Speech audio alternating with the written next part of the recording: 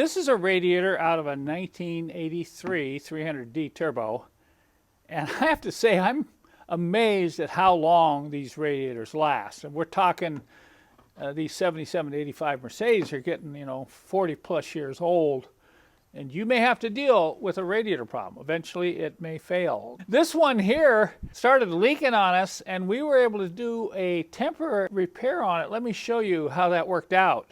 Let's take a minute and talk about chasing coolant leaks. I'm sure some of you viewers have been there where you thought you knew where the leak was. Let's say you changed the water pump. You were sure the leak was coming from the water pump. You change the water pump, still leaking. Find out it's some little hose or connection that only leaks at high pressure while you're driving down the freeway. There's a better way than using your eyeballs to determine where a leak is in your cooling system. I developed a special cap that will attach right here so that I can do a pressure test. I'm going to actually pressurize the cooling system, got to make sure everything's tight, and then I should be able to see where the leak is, because that pressure is going to try to come out where the coolant has been leaking. Let's put old Spence here to the test. I'm sure many of you have seen this. This is my pressure brake bleeder. I use this tank extensively to bleed all my brake systems and flush the old fluid out and install new brake fluid.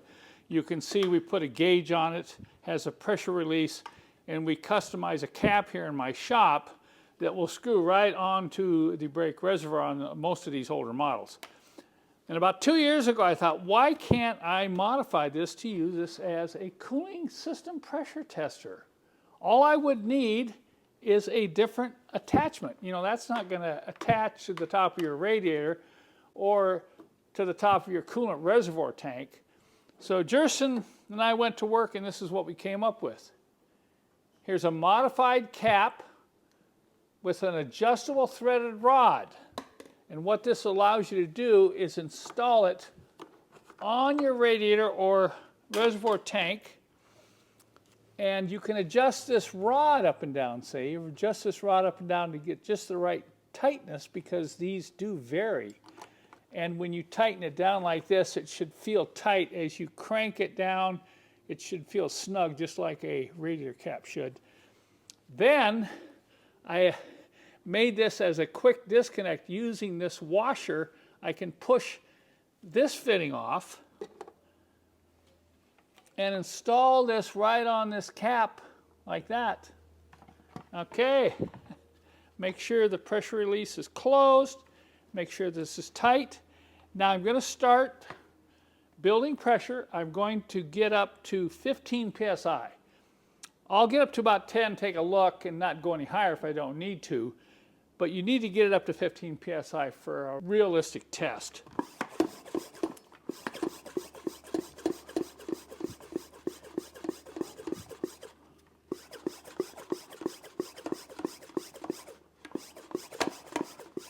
So I'll bring it up to 10, and then we're going to watch the needle for a second.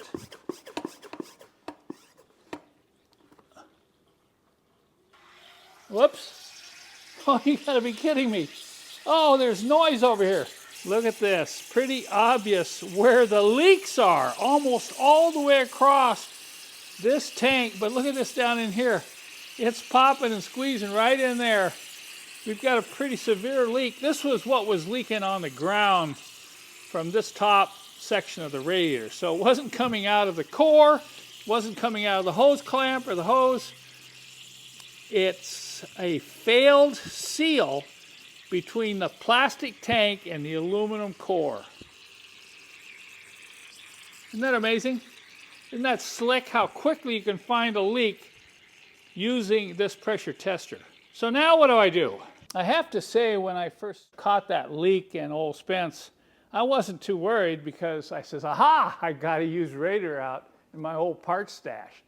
So I pulled out this used radiator, and I thought, oh, I'm just going to put this in, I'll be good to go, save a couple $100. And I said to myself, not so fast, not so fast. We're going to pressure test the radiator even before I put it in the car. And to do this, you have to get a little creative. See, we've plugged off these two radiator nipples with a long hose, and then we've got a silicone plug down here, and we're hooking up the pressure tank directly here to the little overflow nipple. Now let's start building pressure. If this radiator is good, it will not leak. This is the way you can test a heater core in a car. If somebody tells you, oh, the heater core is leaking, you can test it. This is the absolute best way to test a radiator, is to put pressure to it. So I'm going to pump this up, and if this radiator is good, it should hold pressure. I should pump it up to 15 psi, and it's going to stay there over 10, 15 minutes. All right, let's pump.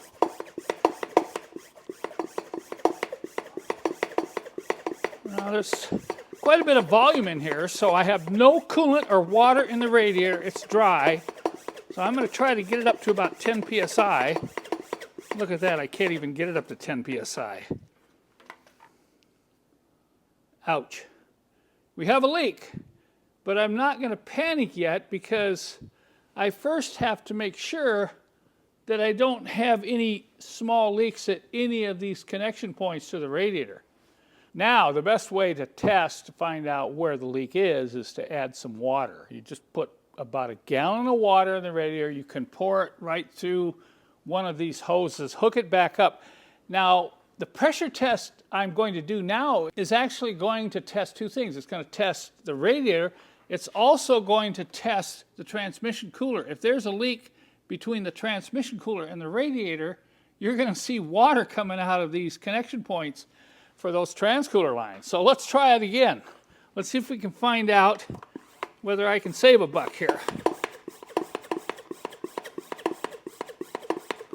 Uh-oh. Oh, no. No! Heaven help us all. I just saved myself about 2 hours of work by not installing this radiator, and I would have had to take it right back out. Look at that.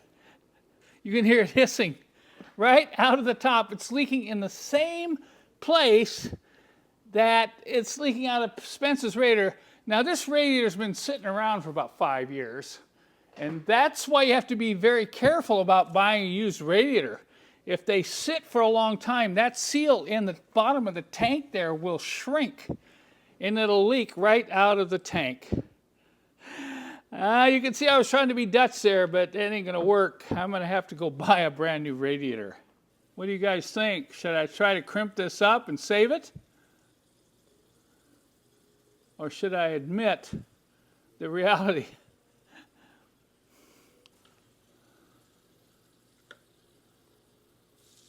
Oh, that's looking worse over there, Jerson. Yeah. If this doesn't make you a believer in the importance of a coolant system pressure test, I don't know what will.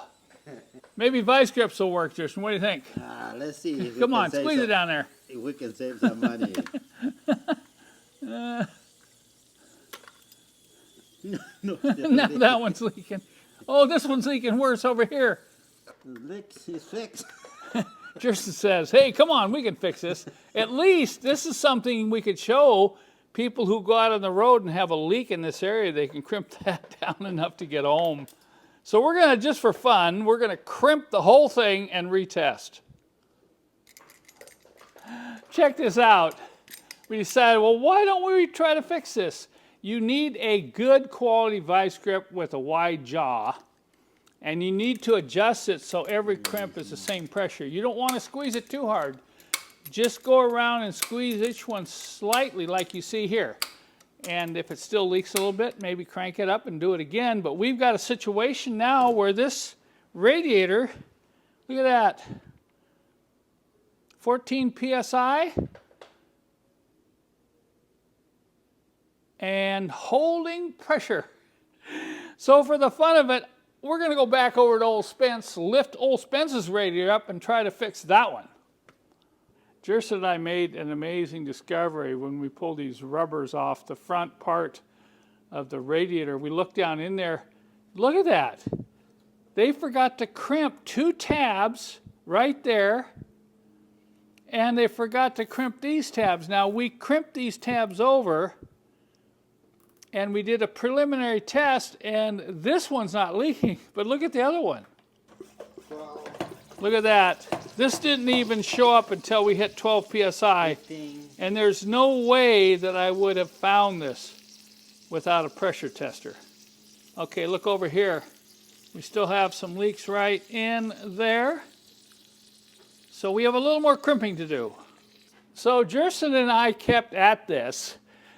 I don't think there's any way in the world we would have been able to determine whether we were making any progress at all without a pressure tester. But we'd build up the pressure. You have to get up to 15 psi because then things start leaking. And then on the ends, we actually had to remove this oil cooler, move it out of the way to get to the last leak right here on this end. And look at this. Look at the tank. This has been holding now for, I would say, almost 15 minutes. There's no moisture showing up anywhere. There's no hissing sound. And we have a repaired radiator, okay? I know some of you are saying, well, Kent, that's not a permanent repair. And I would tend to agree. That's a great example of how to get a radiator to stop leaking, even to get home if you're on a trip. You know, all you got to grab is a vice grip and a screwdriver and a hammer. And I know a lot of these W123, W126 radiators with the plastic tanks get replaced because of those leaks. There's nothing wrong with the radiator. It's the seal between the plastic tank and the aluminum core. So after crimping all these edges, we did a pressure test on it, and this thing did not leak a drop or a pound of pressure. Amazing. But look at this. We're just biding time. That was a temporary repair. And you're going to get into a situation where you may even want to pull the radiator out because on the other side, you'll have this problem. Now, the AC condenser sits in front of this, so you don't see this. But you can imagine with all this junk on the fins, how this is going to impact cooling. So at least if you think your radiator's good, take it out, wash it, and blow through it with compressed air. Now, there's another big problem with these radiators is not necessarily the seal between the tank and the aluminum core, but it's this neck right here. This is the bad one. I've seen numerous ones of these break. We've had reports from customers with this neck just breaking off, and you'll experience catastrophic engine failure because the engine will overheat so quickly you may not catch it. So about 15 years ago, I came up with a kit to reinforce this neck. And it includes this piece of copper pipe, which is supposed to go in and bond in there so it'll keep the neck from breaking. But look at this. This won't even go in there. Here's another radiator out of a turbo diesel. And you can see how this piece will go right in. Using epoxy, we bond that in place. And then when you clamp that hose on, we provide a wider clamp. Here is the original style Mercedes clamp. We recommend using a wider clamp because if you look back here at this one, notice how this is collapsed. It's because someone has just kept torquing and torquing on this narrow clamp. Anytime you get one of these, you want to pull this upper radiator hose off and inspect this.